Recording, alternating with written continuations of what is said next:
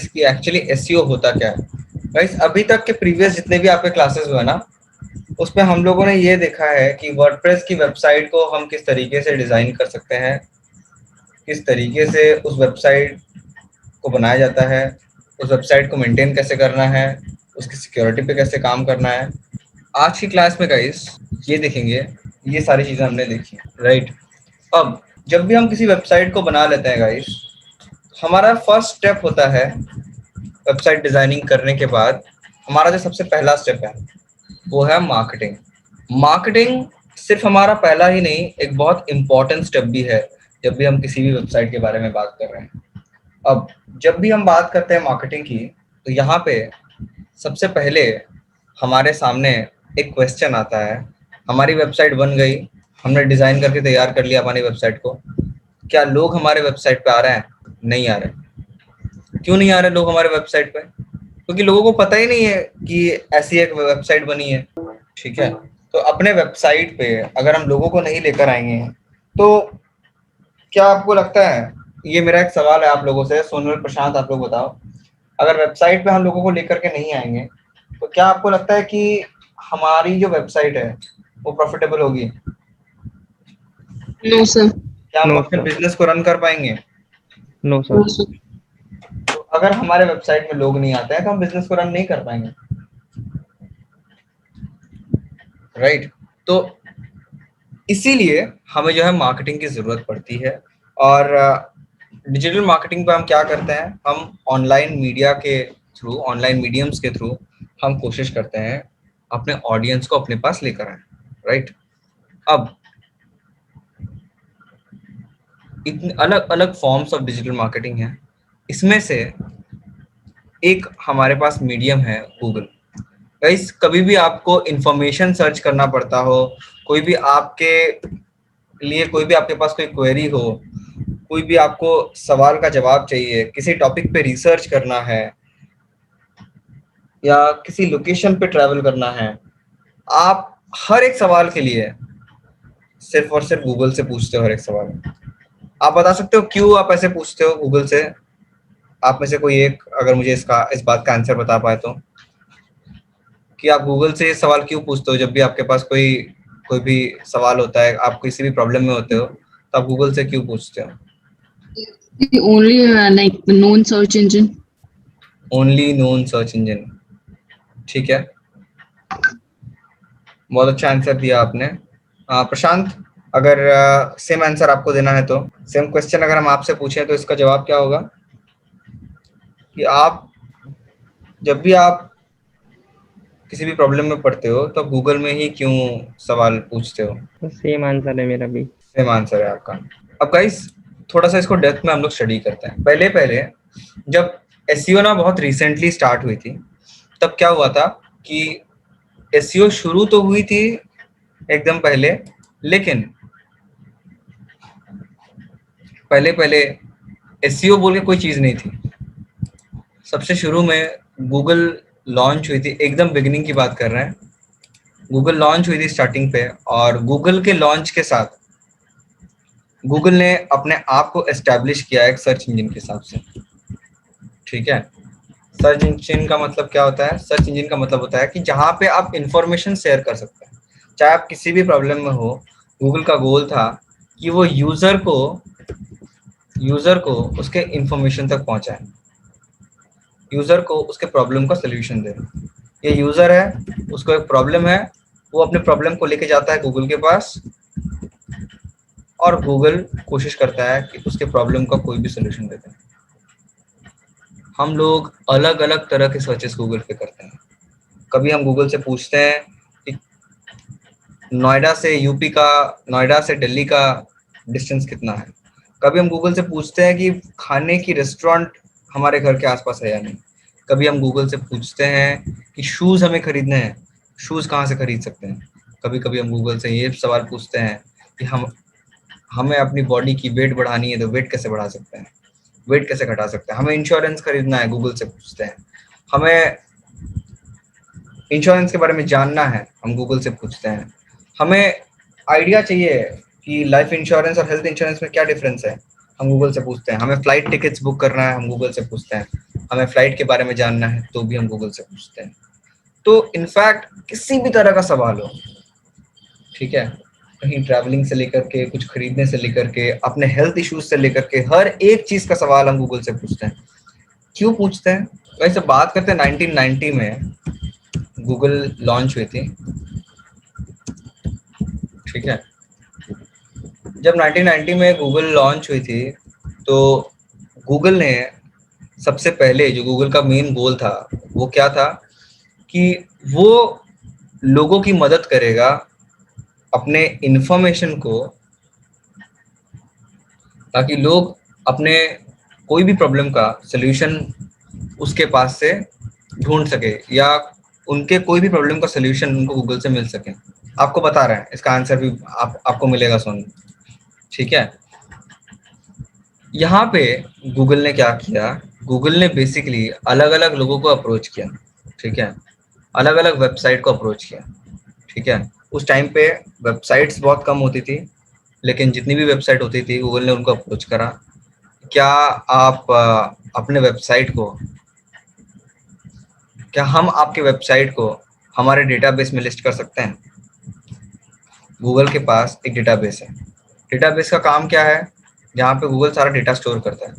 तो गूगल ने बताया कि क्या हम आपके वेबसाइट के नाम को हमारे सर्च इंजन पे स्टोर कर सकते हैं? तो वेबसाइट ओनर ने बताया ठीक है आप स्टोर करो, लेकिन मुझे क्या फायदा होगा इससे, ठीक है, मुझे क्या फायदा होगा इससे?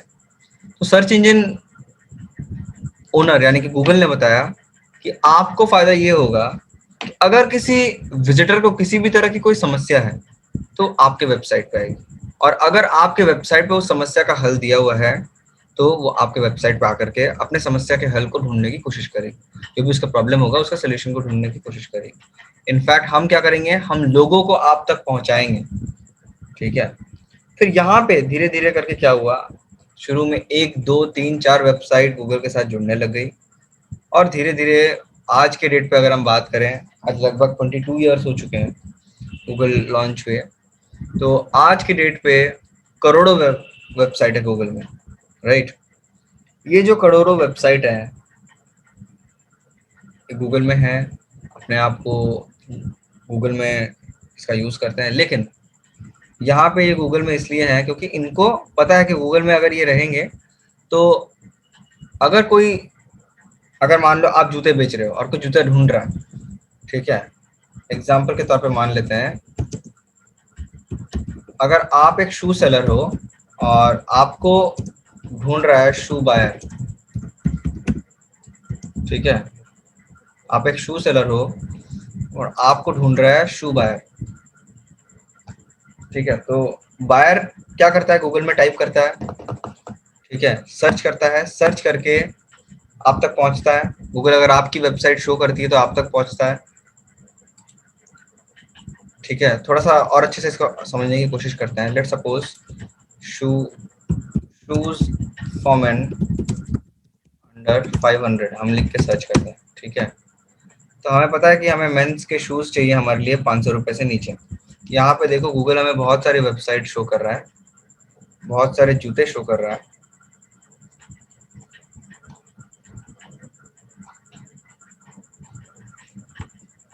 ठीक है। यहाँ पे आप देख सकते हो ये एक बहुत इंपॉर्टेंट पेज है, एक बहुत बड़ा पेज है गूगल का, और यहाँ पे इसको भी हमें गूगल का पेज ही बोलते हैं। इसलिए बोलते हैं गाइस क्योंकि आप देख सकते हो हर एक पेज में बहुत सारे वेबसाइट्स हैं, इसके साथ साथ पिक्चर्स भी बहुत सारे दिए हुए हैं, कुछ कुछ वीडियोस भी हैं, और यहाँ पे देख सकते हो नीचे गूगल लिखा हुआ है, ठीक है। ये जो गूगल लिखा हुआ है, यहाँ पे नेक्स्ट का बटन दिया हुआ है 1 2 3 4 5 6 7 8 9 10। इसका मतलब क्या है आप लोग बता सकते हो? इसका मतलब ये है कि जब आप 2 पे टाइप करते हो या नेक्स्ट पे टाइप करते हो तो गूगल के अलग अलग पेजेस हैं, आप सेकंड पेज पे गूगल के आगे हो, सेकंड पेज पे और कुछ वेबसाइट और है, आप 3 पे क्लिक करोगे, 3 पे गूगल के थर्ड पेज पे आ जाओगे, थर्ड पेज पे कुछ वेबसाइट और है। तो इस तरीके से जितने भी पेज को आप ब्राउज करोगे उतने वेबसाइट आपको मिल जाएंगे। लेकिन कितनी बार आपके साथ ऐसा हुआ है कि आपको सेकंड पेज या थर्ड पेज पे जाने की जरूरत पड़ी है? ये मेरा सवाल है आप लोगों से। कितनी बार ऐसा हुआ है कि आपको सेकंड पेज पे या थर्ड पेज पे जाने की जरूरत पड़ी है, आपको पहले पेज में अपने सवाल का जवाब नहीं मिला? प्रशांत, सोनल और हिमानी, आप लोग बताओ। सर हार्डली एक दो बार गई होंगी पूरे लाइफ टाइम में, लाइक कभी हार्डली जरूरत नहीं पड़ती है। कभी जरूरत नहीं पड़ती मोस्टली। इसका मतलब आपको आपका सवाल का जवाब पहले ही पेज में मिल जाती है, राइट? हाँ जी। प्रशांत, हिमानी? बहुत कम। हिमानी ने बताया बहुत कम। प्रशांत आप बताओ। प्रशांत बोलते हैं कि उन्होंने कभी नहीं गया है, पेज 1 पे ही उनका काम हो जाता है। यहाँ पे करोड़ों वेबसाइट है, ठीक है? तो इन करोड़ों वेबसाइट में हो सकता है लाखों वेबसाइट ऐसे हों जो आप जो प्रॉब्लम ढूंढना चाह रहे हैं वो भी उन प्रॉब्लम का सोल्यूशन को प्रोवाइड कर रहे हैं। तो अगर लाखों वेबसाइट ऐसे हैं, क्या गूगल के फर्स्ट पेज पे लाखों वेबसाइट रहते हैं? फर्स्ट पेज को अगर आप देखोगे नो सर। तो 10 12 15 रिजल्ट शायद आपको मिलते हैं, 10 12 वेबसाइट शायद आपको मिलते हैं, यस सर। ठीक है? अगर 10 12 अलग अलग वेबसाइट मिलते हैं, उसमें से भी अगर हम ध्यान से स्टडी करें, हमें जो है अपना सवाल का जवाब पहले ही 2 3 वेबसाइट में मिल जाती है। हम शायद नीचे के पहले पेज में 10 वेबसाइट, हम शायद 10 वेबसाइट को चेक भी नहीं करते, हम पहले के स्टार्टिंग के 3 4 5 रिजल्ट पे ही रहते हैं। सर हमारे सर्च के सर्च के अकॉर्डिंग स्टार्टिंग के 4-5 ही जो रिजल्ट आते हैं वही उसी में मतलब आपको अपना रिलेटेबल आंसर होते मिल जाता हैं। है, उसी में आपको अपना आंसर मिल जाता है, राइट? हाँ, और मोर रिलेटेबल जो हमारा सर्च वर्ड जो कीवर्ड डाल रहे हैं उसके अकॉर्डिंग जो फर्स्ट 5 सर्चेस होते हैं वही ज्यादा रिलेटेबल होते हैं। वही ज्यादा रिलेटेबल होता है और उसमें से आपको अपना सवाल का जवाब मिल जाता है मोर और लेस। अगर हम और आसान तरीके से इसको एक्सप्लेन करने के बारे में सोचें तो आपको अपना सवाल का जवाब मिल जाता है। यहाँ पे देखो गाइस, हमने बस सर्च किया शूज फॉर मेन अंडर 500। यहाँ पे क्या हो रहा है, अगर आप लोग थोड़ा सा ध्यान से इस पार्ट को स्टडी करोगे, यहाँ पे देख सकते हो कि अबाउट इतने रिजल्ट मतलब इतने वेबसाइट हैं इस सर्च टर्म पे। आप जब भी कुछ भी सर्च करते हो गूगल पे तो हम इसको सर्च टर्म बोलते हैं या सर्च क्वेरी बोलते हैं, ठीक है? इसको हम 3 अलग अलग वर्ड से जानते हैं। एक हम सर्च टर्म बोलते हैं, सर्च क्वेरी बोलते हैं, या फिर कीवर्ड भी बोलते हैं, ठीक है? 3 अलग अलग टर्म्स, 3 अलग अलग फ्रेजेस, 3 अलग अलग वर्ड्स के हिसाब से हम इसको जानते हैं। एक हम सर्च टर्म बोलते हैं, एक हम सर्च क्वेरी बोलते हैं, एक हम कीवर्ड बोलते हैं, ठीक है? अगर हम इनको सर्च टर्म, सर्च क्वेरी और सर्च कीवर्ड बोलते हैं तो यहाँ पे बेसिकली गाइस हो क्या रहा है सर्च टर्म, सर्च क्वेरी और कीवर्ड के अंदर? थोड़ा सा ध्यान से अगर आप लोग इस चीज को ऑब्जर्व करोगे, जब भी आप लोग सर्च करो, जैसे मान लो हमने सर्च किया मेंस शूज अंडर 500 या फिर शूज फॉर मेन अंडर 500, ठीक है? अगर हमने इसको सर्च करा तो क्या हुआ, गूगल ने हमें शो किया अबाउट इतने रिजल्ट्स। तो कितने रिजल्ट्स, अगर हम इसको काउंट करेंगे, 29 करोड़ 60 लाख रिजल्ट्स।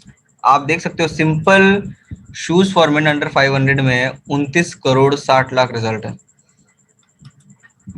मतलब 29 करोड़ 60 लाख अलग अलग वेबसाइट हो सकती हैं, ठीक है? अगर 29 करोड़ 60 लाख वेबसाइट है, क्यों फिर पहले पेज में 10 रिजल्ट शो हो रहा है? यहाँ पे एक बहुत बड़ा क्वेश्चन आता है कि पहले पेज में 10 रिजल्ट क्यों शो हो रहा है, और अगर शो हो रहा है तो बाकी के लोग कहाँ जाते हैं? धीरे धीरे क्या हुआ, स्टार्टिंग में जब गूगल ने वेबसाइट्स को इनविटेशन देना शुरू किया, वेबसाइट्स आने लग गई गूगल पे, तो गूगल ने अपनी एक सिस्टम तैयार कर लिया जिसको हम एक फिल्टर बोलते हैं, ठीक है? अपने एक फिल्टर तैयार कर ली, ठीक है? इसको टेक्निकली हम एल्गोरिदम भी बोलते हैं। एल्गोरिदम की मदद से गूगल ने अपने एल्गोरिदम बनाया मतलब गूगल ने अपने सिस्टम्स बनाए, ठीक है? गूगल ने जो सिस्टम्स बनाया वो कोशिश करता है कि जो भी यूजर सर्च कर रहा है उसके प्रॉब्लम का सलूशन उसको मिले, ठीक है?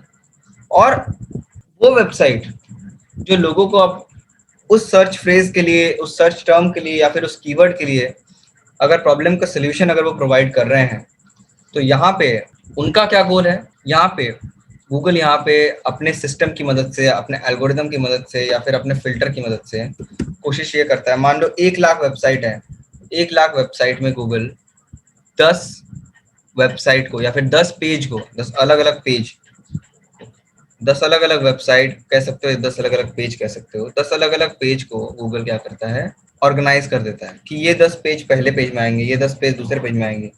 तो वो किस हिसाब से करते हैं? दो चीज के हिसाब से। मेन गूगल की जो सिस्टम है वो दो चीज को फॉलो करती है, एक वो वेबसाइट या फिर वो पेज,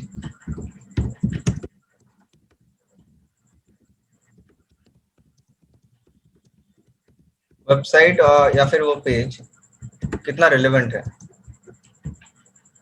ठीक है, रिलेवेंट का मतलब कितना रिलेटेड है लोग, जो बंदा अपने प्रॉब्लम को सर्च कर रहा है वो वेबसाइट और पेज, और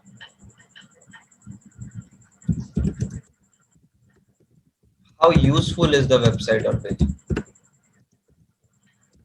वो जो वेबसाइट और पेज है वो कितना यूजफुल है। अब सीधी सी बात है, बहुत आसान सी बात है गाइस, आप लोग गूगल पे सर्च करते हो, ठीक है, क्यों सर्च करते हो गूगल पे? क्योंकि आप लोग का ट्रस्ट है गूगल पे, ठीक है, आप लोग का भरोसा है। अब मैं अपनी बात करता हूँ, मान लो कि मुझे गूगल के बारे में नहीं पता, मुझे ये भी नहीं पता कि गूगल एक सर्च इंजन है, ठीक है, लेकिन मुझे कहीं से पता लगा कि गूगल पे जाकर के हम अपने इंफॉर्मेशन को सर्च कर सकते हैं, अपने सवालों का जवाब हम ढूंढ सकते हैं।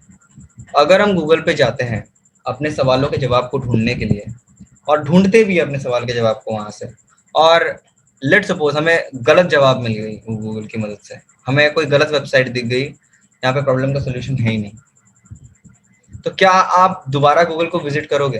ये मेरा क्वेश्चन है। No sir. आप विजिट नहीं करोगे क्योंकि आपको ऐसा लगता है कि वेस्ट ऑफ टाइम है वो, गूगल में विजिट करना वो एक अलग चीज है प्रशांत, वो एक अलग चीज है, ठीक है, तो ये वेस्ट ऑफ टाइम है, ठीक है, क्योंकि गूगल ने अपने आप को इस तरीके से बरकरार रखा है, तो कोई ना कोई फिल्ट्रेशन सिस्टम तो होनी चाहिए। इसके लिए फर्स्ट पेज में सिर्फ 10 ही रिजल्ट शो होंगे। तो ये जो एंटायर सिस्टम है वो है रिलेवेंसी और यूजफुल के ऊपर, कि आपका वेबसाइट कितना रिलेवेंट है, यूजर जो सर्च कर रहा है आपके वेबसाइट पे जो इन्फॉर्मेशन है वो कितना रिलेवेंट है, और आपकी वेबसाइट कितनी यूजफुल है, ठीक है। ये दोनों चीजों पे गूगल मेनली काम करता है, और इन दोनों चीजों से ही गूगल जो है किसी भी वेबसाइट को ट्रस्ट करता है, राइट। अब यहाँ पे एक पॉइंट हमारे सामने और आके खड़ी हो जाती है, अगर इस पॉइंट पे हम डिस्कशन करने की कोशिश करें या इस पॉइंट को हम और ज़्यादा इलेबोरेट करने की कोशिश करें, यहाँ पे एक और इम्पॉर्टेंट पॉइंट यहाँ पे खड़ा हो जाता है हमारे सामने। तो बाकी वेबसाइट का क्या होता है जो रिलेवेंट नहीं है? गाइस, गूगल सबसे रिलेवेंट वेबसाइट्स को और सबसे यूजफुल वेबसाइट्स को पहले पेज में रैंक करता है, आप देख सकते हो पहले पेज में शो कराता है, फिर दूसरे रिलेवेंट को दूसरे पेज, फिर तीसरे को तीसरे पेज, चौथे को चौथे नंबर पेज पे। इस तरीके से वेबसाइट्स मूव करती हुई चली जाती हैं, और सिर्फ रेलिवेंसी की नहीं, वेबसाइट कितनी रेलिवेंट है, कितनी यूजफुल है, दोनों चीजों को चेक करके वो करती है। अब इन दोनों चीजों को चेक करने का गूगल का अपना एक प्रोसीडियर है, गूगल का अपना एक प्रोसेस है, गूगल का अपना एक मेथड है। अब क्या हुआ गाइस, मान लो एक छोटे से एग्जांपल के तौर पे इसको समझते हैं। ये जो मेथड है, ये जो प्रोसेस है, इसको हम बोलते हैं सर्च इंजन ऑप्टिमाइजेशन या फिर एसईओ।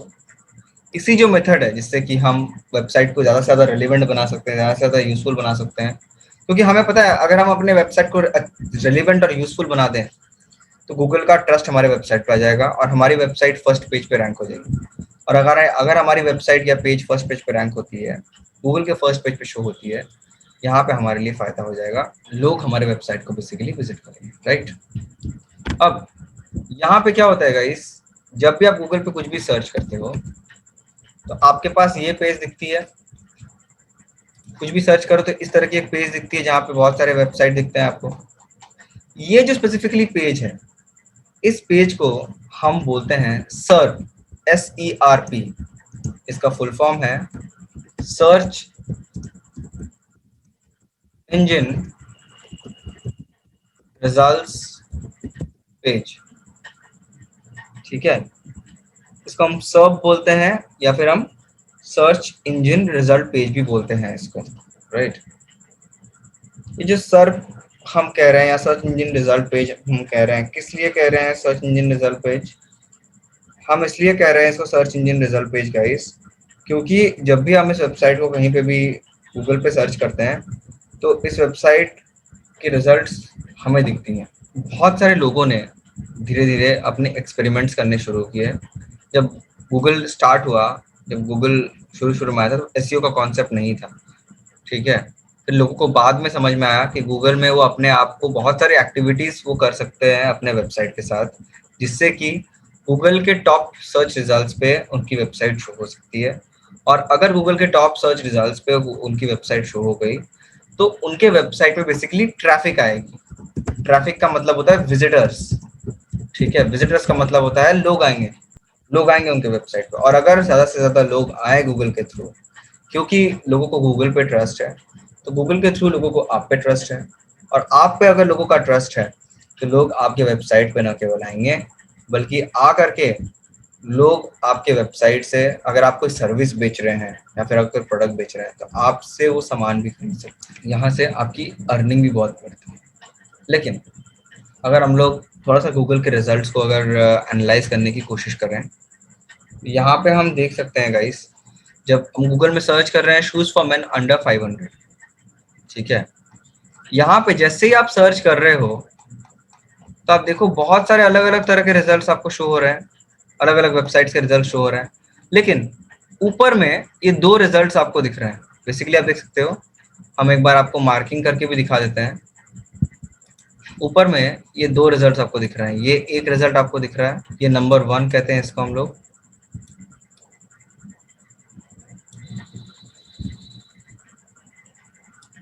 और ये नंबर 2।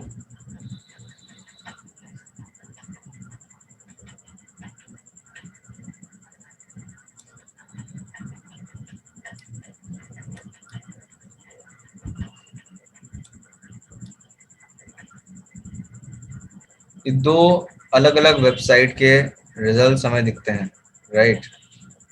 जब भी गाइस दो अलग वेबसाइट के रिजल्ट्स हमें दिखते हैं या दो अलग वेबसाइट के रिजल्ट्स होते हैं यहाँ पे, तो क्या होता है बेसिकली, अगर हम इस चीज़ को थोड़ा सा स्टडी करने की कोशिश करें, अगर इस चीज़ को हम थोड़ा सा समझने की कोशिश करें, यहाँ पे हो क्या रहा है एक्चुअली।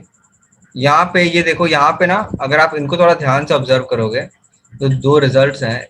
ऊपर में यहाँ पे देखो एड्स लिखा हुआ है, ADS लिखा हुआ है।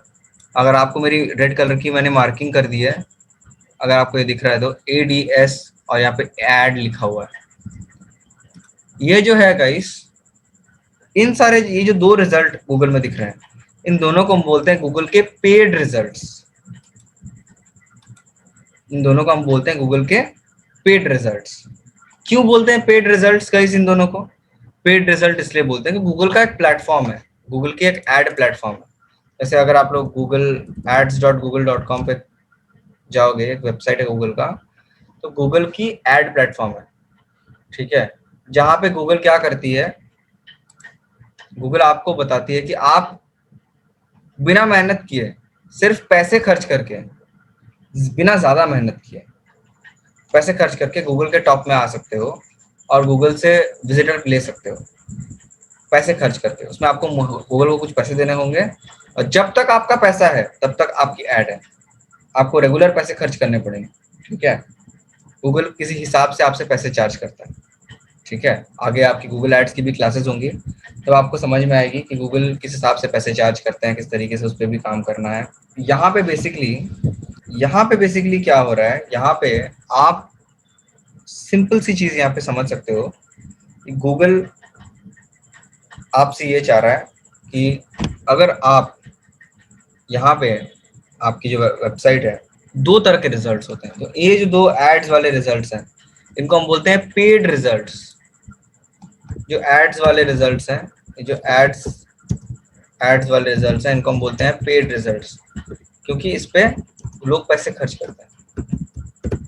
अब इसके अलावा आप देखो, नॉर्मल बहुत सारे वेबसाइट है। ये एक वेबसाइट है, इस पे ऐड लिखा हुआ है, इस पे ऐड नहीं लिखा हुआ है। ये एक वेबसाइट है, ये एक वेबसाइट है, ये एक वेबसाइट है। यहाँ पे और बहुत सारे इन्फॉर्मेशन है। ये एक वेबसाइट है, ये एक वेबसाइट है। ये जो दूसरे वेबसाइट्स हैं, इन पे ऐड नहीं लिखा हुआ है। तो नॉर्मल वेबसाइट्स, नॉर्मल रिजल्ट जो होते हैं, इन पे ऐड नहीं लिखा हुआ है, विदाउट ऐड, हम इनको बोलते हैं ऑर्गेनिक रिजल्ट्स। हम इनको ऑर्गेनिक रिजल्ट्स क्यों बोलते हैं? क्योंकि गाइस ये वो वेबसाइट है जो एसईओ का इस्तेमाल करके, जो एसईओ में जो प्रोसेसेस हैं, अपने वेबसाइट को रेलेवेंट बनाते हैं, यूजफुल बनाते हैं। इसमें कुछ वक्त लगता है। ये जो आप अपने वेबसाइट को रेलेवेंट बना रहे हो, आप मार्केट में नए नए हो। फॉर एग्जाम्पल, मैं एक छोटा सा एग्जाम्पल से आपको इस चीज को एक्सप्लेन करने की कोशिश करता हूँ। अब मान लो आपने एक जूतों की दुकान खोल ली है, ठीक है, और मार्केट में आपके जैसे, आप देख रहे हो जिस मार्केट पे आपकी दुकान है, उस मार्केट में आपके अलावा 4 दुकान और है, ठीक है। आपने मान लो अपनी नई दुकान खोली है जनवरी 2021 में, ठीक है, लेकिन आपको पता है 2002 साल से, 3 साल से, 4 साल से, 5 साल से लोगों की दुकान है वहां पे, जूतों की दुकान है। तो क्या लगता है, उस मार्केट पे जो लोग रेगुलर विजिट करते हैं या फिर उस मार्केट से जो लोग रेगुलर जूते खरीदते हैं, लोगों का ट्रस्ट आप पे ज्यादा होगा या जो दुकानें पहले से हैं लोग वहां ज्यादा ज्यादा विजिट करना पसंद करेंगे? ये आंसर मुझे आप में से किसी एक से चाहिए। सोनल आप बताओ, रिपीट कर देते हैं। यहाँ पे हमारा सवाल ये है कि अगर आपकी एक जूतों की दुकान है, आपकी शू स्टोर है, ठीक है, आपने अपना शू स्टोर खोला है जनवरी 2021 में।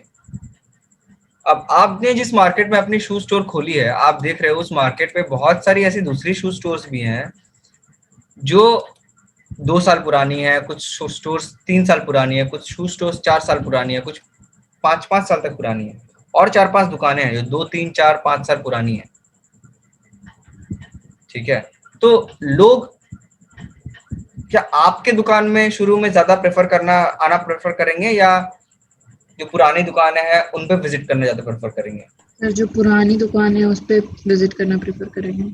पुरानी दुकानों पर विजिट करना प्रेफर करेंगे। अगर पुरानी दुकानों पर विजिट करना प्रेफर करेंगे तो इसी से मेरा दूसरा सवाल है, प्रशांत से सवाल है, अगर अनम्यूट करके जवाब दोगे तो प्रशांत ज्यादा बेटर रहेगा। दूसरा सवाल मेरा ये है इसी से रिलेटेड कि अगर लोग पुरानी दुकान को विजिट करना पसंद करेंगे तो क्यों करेंगे? सर इसलिए क्योंकि एक तो वो रेगुलर कस्टमर है। हाँ, एक तो रेगुलर कस्टमर है। रेगुलर कस्टमर मतलब कस्टमर्स का ट्रस्ट है दुकान के ऊपर। जी, और अफोर्डेबल प्राइस है, हम उनसे बार्गेनिंग नहीं कर सकते। मतलब वैसे तो मतलब अफोर्डेबल प्राइस हम मिल सकते हैं प्राइस पे। हाँ, क्योंकि उनको पता है उस दुकान के बारे में, क्योंकि उनको उस दुकान के बारे में पता है कि वो दुकान किस रेंज में जूते बेचती है। उनको पता है, ऑडियंस को पता है उस दुकान के बारे में, ठीक है। ऑडियंस जब उस मार्केट से गुजरती है, उन्होंने उस दुकान को देखा है, उस दुकान की प्राइसिंग पता है, दुकान किस तरह के शूज बेचते हैं वो पता है उनके। शायद कुछ लोगों ने उस दुकान से इतने सालों में सामान खरीदा भी होगा, तो उनको पूरा पूरा आइडिया है उस दुकान से, ठीक है। जब आपकी ऑडियंस इस तरह की है जिनको पहले से ही आइडिया है चीज़ों का, आपकी ऐसी ऑडियंस है जिनको पहले से ही चीज़ों का आइडिया है, यहाँ पे गाइस अगर आपके ऑडियंस को पहले से पता है कि किस तरह की चीज़ें हैं जो दुकानें बेचती हैं, डेफिनेटली वो उस दुकान पे जाएंगे। अब ये दुकान हमने नई नई खोली है, ये दुकान नई नई जनवरी महीने में ही ओपन हुई है अभी, तो हाल फिलहाल में तो आपकी ऑडियंस इस दुकान को विजिट नहीं करेगी क्योंकि ऑडियंस का ट्रस्ट नहीं है। और एक नए दुकान को विजिट करने में ऑडियंस के अंदर एक घबराहट होती है, पता नहीं क्या अच्छा सामान दे रहा है या नहीं, ठीक है। सेम आपकी वेबसाइट में भी है। तो एक नया दुकान है, उसको स्टेबल होने में टाइम तो लगेगा, कम से कम 3 महीने 4 महीने। इसमें से कुछ ऑडियंस शायद पहले आएंगे उसकी दुकान में, उनको शायद खरीद के अच्छा एक्सपीरियंस होगा, वो और 2-3 लोगों से बात करेंगे, तो धीरे धीरे लोग उस दुकान पे आना शुरू होंगे, ठीक है। तो ये जो ट्रस्ट है, ये ट्रस्ट बिल्ड होने में थोड़ा वक्त लगता है। यहाँ पे भी अगर हम गूगल में हैं, अगर हम एसईओ पे कर रहे हैं, तो एसईओ पे भी ऑर्गेनिक रिजल्ट्स पे हम अपने वेबसाइट को रैंक करने की कोशिश करते हैं। और जब रैंक करने की कोशिश करते हैं, यहाँ पे भी ट्रस्ट बिल्ड होने में थोड़ा समय लगता है, ठीक है। लगभग मिनिमम 3 महीने से 6 महीने मिनिमम लगते हैं, 3 से 6 महीने मिनिमम लगते हैं ऑर्गेनिक रिजल्ट्स में, वेबसाइट को शो होने में, वेबसाइट की ट्रस्ट जीतने में 3 से 6 महीने का वक्त आराम से लग जाता है। अगर 3 से 6 महीने का वक्त आराम से जो है लग जाता है, यहाँ पे बहुत सारे लोग होते हैं जिनके पास ना 3 से 6 महीने वेट करने का टाइम नहीं होता, तो वही लोग ऐड रन करते हैं। ऐड में बेसिकली 3 से 6 महीने काम करने का टाइम नहीं है, उतना समय नहीं दे सकते, तो वो लोग ऐड रन करते हैं, ठीक है। अब यहाँ पे 3 से 6 महीने हम बहुत सारी चीज़ पे काम करते हैं। हम मार्केट में हम जाते हैं, हमारा दुकान नया-नया है, हमारे हिसाब से मार्केट मतलब यहाँ पे गूगल है। हम मार्केट में जाते हैं, देखते हैं और कितनी दुकानें हैं और हमारे जो टारगेट मार्केट है उस पे कितनी दुकानें हैं और हम वहाँ पे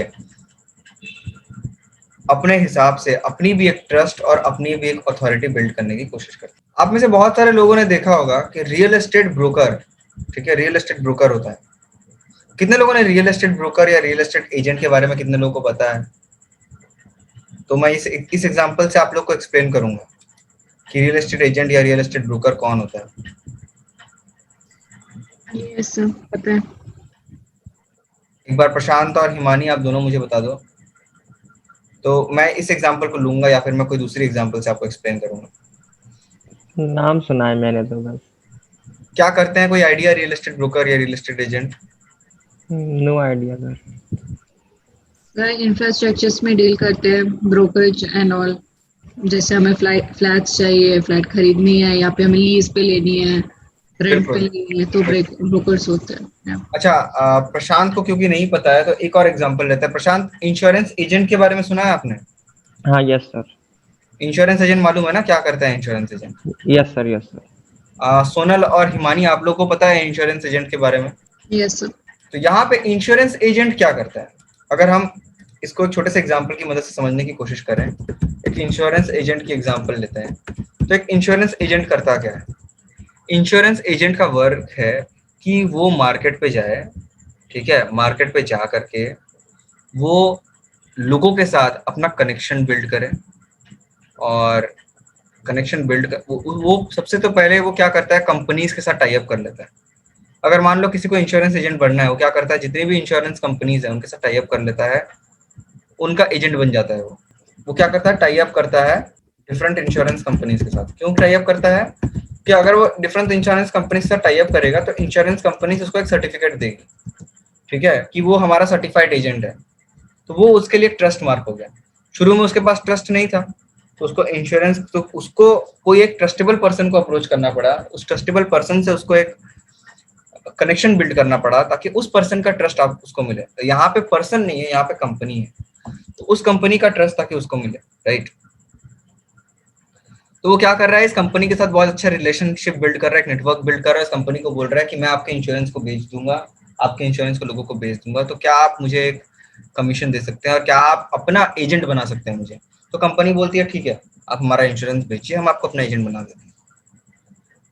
तो इस केस में बहुत अलग अलग इंश्योरेंस कंपनी के साथ वो टाई अप कर लेते हैं और इसी टाई अप की वजह से क्या होता है गाइस, लोग उन पर ट्रस्ट करते हैं, ठीक है। अब क्या होता है, उन्होंने टाई अप कर लिया तो तुरंत उनके एंड से इंश्योरेंस बिकना शुरू नहीं हो जाएगा। उनको क्या करना है, धीरे धीरे लोगों के साथ कनेक्शन बिल्ड करना है, अलग अलग लोगों के साथ टाई अप करना है। जैसे मान लो हेल्थ इंश्योरेंस है या मेडिक्लेम है, वो क्या करने की कोशिश करते हैं, इंश्योरेंस कंपनीज को मैंने देखा है, वो डॉक्टर्स के साथ अपना टाई अप कर लेते हैं, डॉक्टर्स के साथ अपना अच्छा रिलेशन बिल्ड करते हैं। तो मान लो कोई डॉक्टर है, उस एजेंट को जानता है, डॉक्टर बोलता है आप ना इस एजेंट से सर अपना हेल्थ इंश्योरेंस बना लीजिए, आपकी तबीयत दिख रहा है बहुत खराब होती है, तो आप अपनी इंश्योरेंस बनवा लीजिए इस एजेंट से, आपको फायदा होगा। आप अपना मेडिकल इंश्योरेंस बना लीजिए, मेरे पास इंश्योरेंस का एक आदमी है, मैं उसको देता हूँ, आप मेडिकल इंश्योरेंस एजेंट आप बना लीजिए तो आपको फायदा होगा। तो क्या होता है, डॉक्टर के पास पेशेंट है, तो पेशेंट डॉक्टर पे ट्रस्ट करता है, तो उस ट्रस्ट की वजह से क्या होता है, उसको पेशेंट मिल जाते हैं। अब धीरे धीरे एक लेवल वो ऊपर चलता चला जाता है, ठीक है। पहले नॉर्मल डॉक्टर से वो टाई अप करता है, ठीक है, उसके बाद कुछ और अलग अलग लोगों से टाई अप करता है, ठीक है। फिर जब छोटे ग्रुप ऑफ लोगों से टाई अप हो गई तो कोशिश करता है एक लेवल ऊपर जाए। मान लो पहले डॉक्टर्स, फिजिशियंस और नॉर्मल मान लो छोटे मोटे हेल्थ मेडिकल कॉलेजेस, छोटे मोटे जगह पे टाई अप करता है। अब उसके बाद वो क्या कोशिश करता है कि बड़े जगह पे टाई अप करे।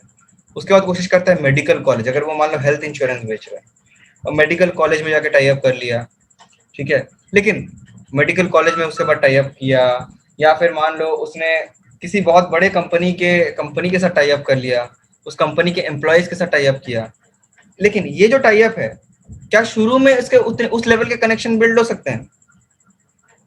मेरा एक सवाल है, क्या शुरू में उसका वो मेडिकल कंपनीज के साथ टाई अप कर सकता है?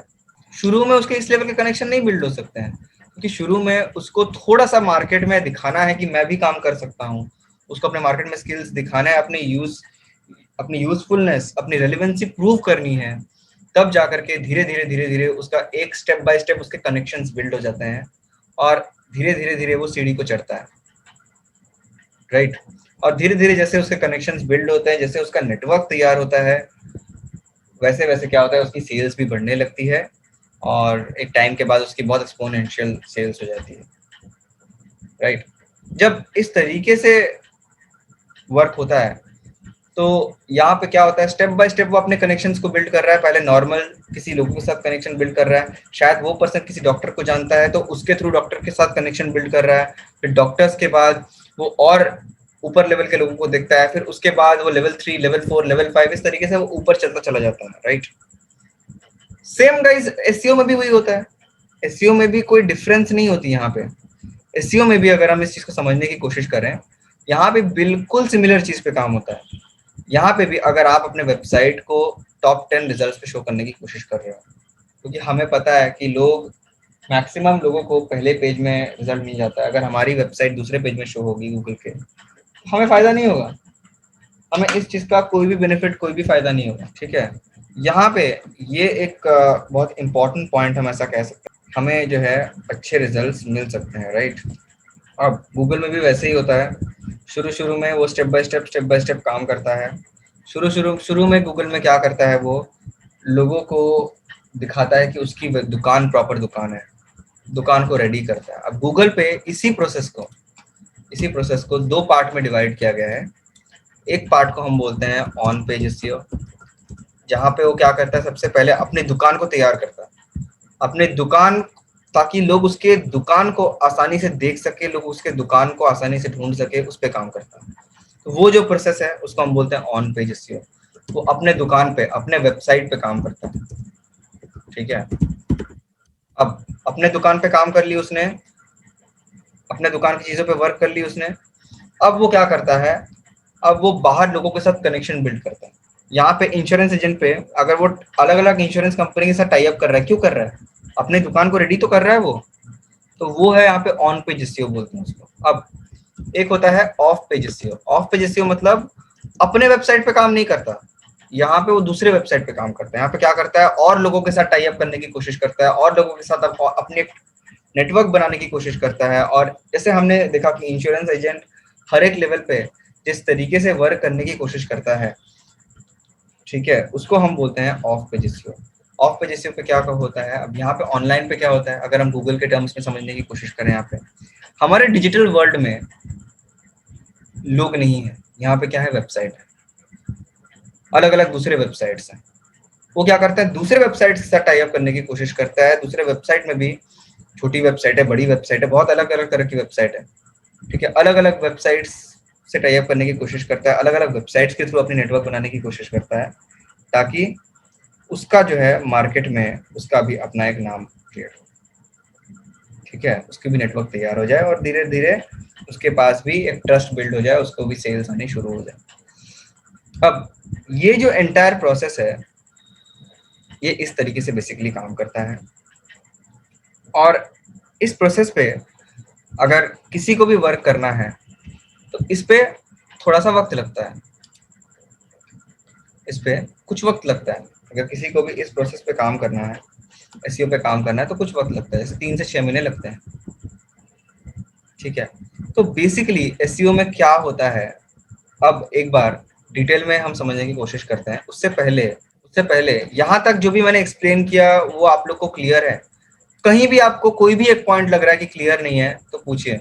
क्लियर है सर। क्लियर है, ग्रेट। अब यहाँ पे गाइस एसईओ पे हम जब भी काम कर रहे हैं, यहाँ पे एक पॉइंट और है। अब जब भी हम एसईओ पे काम करते हैं तो एसईओ का एक्चुअली प्रोसेस क्या है। अब गाइस जो गूगल है, आपने अपने अभी तक हमने देखा, आपने अपना डोमेन खरीद लिया, आपने अपना सर्वर खरीद लिया। अब सबसे पहले क्या करना होता है, सबसे पहले हम समझते हैं कि गूगल किस तरीके से काम कर रहे हैं। यहाँ पे गूगल में आपकी वेबसाइट कैसे आएगी, सबसे पहले आपको क्या करना पड़ता है, एसईओ के प्रोसेस को हम समझने की कोशिश कर रहे हैं। यहाँ पे आपको क्या करना होता है, गूगल पे आपको सबसे पहले देखना है कि कितने सर्च इंजन है हमारे पास, ठीक है। मेजरली गाइस 2 सर्च इंजन है, ठीक है, जिनका मेजर मार्केट शेयर है। एक गूगल है, एक आपका बिंग है। google.co.in पे आप जा सकते हो या bing.com पे जा सकते हो, दोनों सर्च इंजन हैं, ठीक है। बिंग जो है माइक्रोसॉफ्ट की सर्च इंजन है, ठीक है। अब यहाँ पे जब भी आप सर्च इंजन पे अपने वेबसाइट को रैंक करने की कोशिश कर रहे हो, आपने डोमेन होस्टिंग खरीद ली, वेबसाइट को डिजाइन कर लिया, वेबसाइट पे आपने कंटेंट लिख दिया, इमेजेस वगैरह डाल दिए, ये सारे काम को करने के बाद आपका जो पहला स्टेप है वो है आपकी दुकान जल्दी खुलनी चाहिए। मान लो आप अपने दुकान को खोलने की कोशिश कर रहे हो, और जब भी आप अपने दुकान को खोलते हो तो आपकी दुकान खुलने से पहले बहुत टाइम लगाती है। आपकी दुकान बेसिकली खुलने से पहले बहुत ज़्यादा वक्त लगाती है, दुकान ओपन नहीं होती है आपकी। मान लो आप अमेजन को ओपन कर रहे हो, आप अमेजन की वेबसाइट लोड हो रही है, आपको दिखी नहीं है प्रॉपर पूरी तरीके से, आप अमेजन की वेबसाइट जो है लोड नहीं हो रही है। इस केस पे आप क्या करोगे गाइस?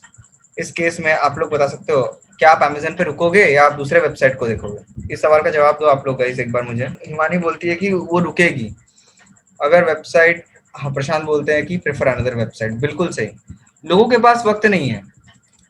अगर आप गूगल पे कोई इन्फॉर्मेशन ढूंढ रहे हो, कोई वेबसाइट ओपन हुई आपके सामने, चाहे वो कितनी भी पॉपुलर वेबसाइट हुई, अगर वेबसाइट लेट से ओपन हो रही है या 5-10 सेकंड से ज़्यादा वक्त लगा रही है, तो आप उसके दरवाजे को ज़्यादा देर नहीं खटखटाओगे, आप एग्जिट करके दूसरी वेबसाइट पे चले जाओगे। तो इसीलिए हमारा पहला स्टेप है कि हमारी जो दुकान है, हमारी जो शॉप है, हमारी जो वेबसाइट है, उसकी स्पीड सही हो, ठीक है। तो वेबसाइट की जो स्पीड है उसको हम इंक्रीज करेंगे, सबसे पहले इंक्रीज करने की कोशिश करेंगे, वो हम सीखेंगे किस तरीके से इंक्रीज करना है, ठीक है। इसके बाद अब हमारी वेबसाइट की स्पीड को पे हमने काम कर लिया, अब हम सबसे पहले क्या करेंगे, गूगल को बताएंगे कि हमारी वेबसाइट है, इस पे कि हमारी वेबसाइट है, ये है। गूगल के डेटाबेस में हम अपनी वेबसाइट को डालेंगे। वो डालने के लिए हर सर्च इंजन के पास, गूगल के पास, बिंग के पास, दोनों के पास एक सॉफ्टवेयर है, ठीक है, जिसको हम बोलते हैं गूगल वेबमास्टर टूल्स या बिंग वेबमास्टर टूल्स, ठीक है। दोनों पे नाम एक है, गूगल वेबमास्टर टूल भी बोलते हैं या गूगल सर्च कंसोल भी बोलते हैं, ठीक है। इससे क्या है, आप अपने वेबसाइट को इंडेक्स कर सकते हो। इंडेक्स मतलब गूगल पे डाल सकते, गूगल को बता सकते हो कि ये हमारी वेबसाइट है। इस सॉफ्टवेयर के जरिए ये पॉसिबल है, ठीक है। इसके बाद आपने अब गूगल को बता दिया कि ये आपकी वेबसाइट है। इसके बाद क्या करना है, इसके बाद आपको अपने वेबसाइट पे आपके ऑन पेज एसईओ पे काम करना है, अपने वेबसाइट पे की चीज़ों को तैयार करना है ताकि लोग आपको आसानी से ढूंढ सकें, लोग पता कर सकें कि आप रेलेवेंट हो और यूजफुल हो। और उसके बाद आपको ऑफ पेज की एक्टिविटीज करनी है। तो एंटायर आपकी जो एसईओ की प्रोसेस है गाइस, वो बिल्कुल इसी तरीके से काम करती है, इसमें कि हम इन प्रोसेस में से गुजरते हैं। सबसे पहले वेबसाइट को हम इंडेक्स करते हैं, फिर उसके बाद वेबसाइट को इंडेक्स करने के बाद वेबसाइट के ऑन पेज पे हम वर्क करते हैं, फिर ऑन पेज पे वर्क करने के बाद वेबसाइट के ऑफ पेज में हम वर्क करते हैं। और जैसे ही वेबसाइट के ऑफ पेज पे हमारा जो है वर्क है वो कंप्लीट हो जाता है, उसके बाद हमारा जो वर्क है या फिर हमारा जो टास्क है, धीरे धीरे गूगल की रैंकिंग हम अचीव करें। इसमें भी एक डिफाइंड प्रोसेस है, एक डिफाइंड चीज़ है। इसमें कुछ स्टेप्स हम मिस कर गए हैं, उनको बताते हैं। वेबसाइट को इंडेक्स करने के बाद डायरेक्टली ऑन पेज पे काम नहीं करते हैं, अब हम ढूंढते हैं कि हम उन सर्च टर्म को ढूंढते हैं, उन प्रॉफिटेबल सर्च टर्म को ढूंढते हैं, ठीक है, जिन पे हमारी वेबसाइट शो हो सकती है। देखिए प्रॉफिटेबल सर्च टर्म, अब देखिए बहुत कुछ सर्च टर्म है ऐसे जिन पे 2 लोग आते हैं, ठीक है। तो क्या आप उन सर्च टर्म पे शो होना चाहोगे जिन पे 2-3 लोग आते हैं, या उन सर्च टर्म पे शो होना चाहोगे जिन पे 100 के तादाद पे लोग आते हैं या 1000 की तादाद पे लोग आते हैं? डेफिनेटली जहाँ पे 100 या 1000 लोग आते हैं उन सर्च टर्म पे आप शो करना चाहोगे। तो हम प्रॉफिटेबल सर्च टर्म की लिस्ट बनाते हैं, यहाँ पे हम प्रॉफिटेबल कीवर्ड की लिस्ट बनाते हैं, इससे हम प्लान करते हैं कि किस तरीके से हम रैंक करेंगे। प्रॉफिटेबल कीवर्ड की रिसर्च को करते हैं, ठीक है। अब जब कीवर्ड की लिस्ट बनाते हैं तो हम कीवर्ड रिसर्च करते हैं, और जब कीवर्ड रिसर्च को हम परफॉर्म करते हैं तो क्या होता है गाइस, कीवर्ड रिसर्च को परफॉर्म करते वक्त हम यहाँ पे कोशिश करते हैं, हमारी एक कोशिश रहती है यहाँ पे कि जब भी हम कीवर्ड रिसर्च को परफॉर्म करें, जब भी हम कीवर्ड रिसर्च जैसे टास्क पे वर्क करने की कोशिश करें, तो हमारी जो गोल रहती है वो यही रहती है कि हम एक अच्छे ऑडियंस को अट्रैक्ट करने की कोशिश करें। तो यहाँ पे हम इस चीज़ को समझने की कोशिश करेंगे। इसके बाद हम ऑन पेज एसईओ और ऑफ पेज, इसके बाद हम ऑन पेज एसईओ में भी 2 पार्ट्स हैं जिस पे हम काम करते हैं। एक होता है टेक्निकल एसईओ, ठीक है, और एक होता है कंटेंट, नॉर्मल कंटेंट एसईओ, या फिर हम कह सकते हैं एक होता है टेक्निकल एसईओ, एक होता है आपका ऑन पेज एसईओ। ये दोनों चीज़ पे हम काम करते हैं, टेक्निकल एसईओ पे भी हम काम करते हैं, ठीक है। उसके बाद हम ऑफ पेज एसईओ पे काम करते हैं। स्टेप बाय स्टेप हर एक चीज़ पे हम काम करते हैं। पहले स्पीड को इंक्रीज करते हैं, स्पीड को इंश्योर करते हैं, फिर वेबमास्टर टूल सर्च कंसोल पे काम करते हैं, अपने वेबसाइट को गूगल पे इंडेक्स में गूगल को बताते हैं कि हमारी भी वेबसाइट है। उसके बाद प्रॉफिटेबल सर्च टर्म की लिस्ट बनाते हैं, कीवर्ड रिसर्च को परफॉर्म करते हैं। उसके बाद हम ऑन पेज एसईओ करते हैं, टेक्निकल एसईओ करते हैं, ऑफ पेज एसईओ करते हैं।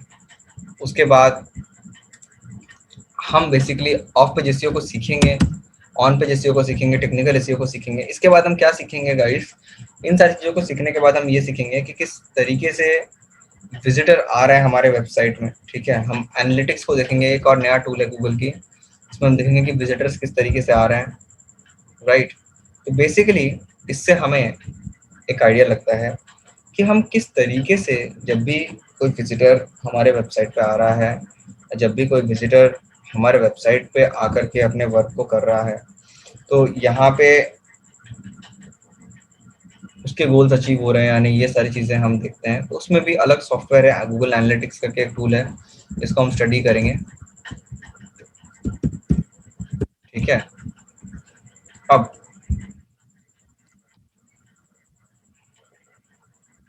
जब भी हम एसईओ पे करते हैं, एसईओ में हमें थोड़ा सा वक्त लगता है, 3 से 6 महीने लगते हैं सारे एक्टिविटीज़ को परफॉर्म करने के लिए। अब हम हमारे आगे के क्लासेस पे ये भी सीखेंगे किस तरीके से हम एसईओ की प्लानिंग कर सकते हैं, एसईओ में किस तरह का रिपोर्ट बना सकते हैं ताकि हम अपने रिजल्ट्स को मेजर कर सकें कि किस तरह का रिजल्ट्स हमने अचीव किया, कैसा रिजल्ट्स हमने अचीव किया, और उन रिजल्ट्स के बेसिस पे हम आगे किस तरीके से वर्क कर पाएंगे, ये सारी चीज़ों को हम देख सकते हैं।